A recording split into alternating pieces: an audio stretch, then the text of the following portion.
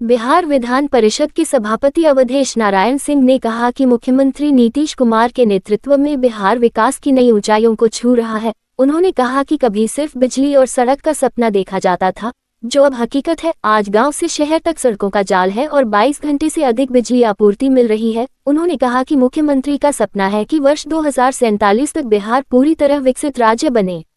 नीतीश कुमार रोजाना फील्ड में सक्रिय रहते हैं और उनकी मेहनत से विकास कार्य तेजी से जमीन पर उतर रहे हैं। विपक्ष पर निशाना साधते हुए उन्होंने कहा कि अब विपक्ष का काम सिर्फ आरोप लगाना रह गया है। प्रशांत किशोर पर टिप्पणी करते हुए उन्होंने कहा कि पार्टी पर सवाल उठाना ठीक है, लेकिन व्यक्तिगत टिप्पणी नहीं होनी चाहिए। उन्होंने दावा किया कि प्रशांत किशोर का बिहार की राजनीति पर कोई असर नहीं पड़ेगा।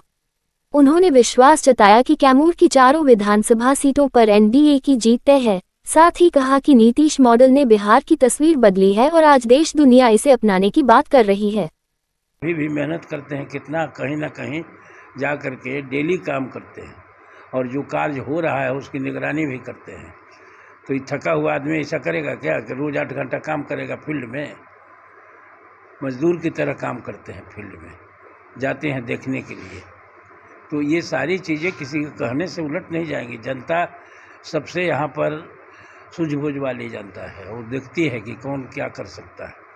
इसलिए इसमें बहुत कुछ हमको कहने की ज़रूरत नहीं है। लेकिन नीतीश कुमार जी यहाँ एक आइकन है। आज पूरे हिंदुस्तान में लोग कहते हैं कि नीतीश मॉडल को लागू कीजिए, नीतीश मॉडल को लागू कीजिए। तो इससे साफ है कि और ये हम नहीं कह रहे हैं, हम नहीं कह रहे हैं। हमारे तो बहुत बड़े मित्र भी हैं और हम लोग ये हैं, सभापति हैं। हम तो देख ही रहे, रोज़ चर्चा भी होती है।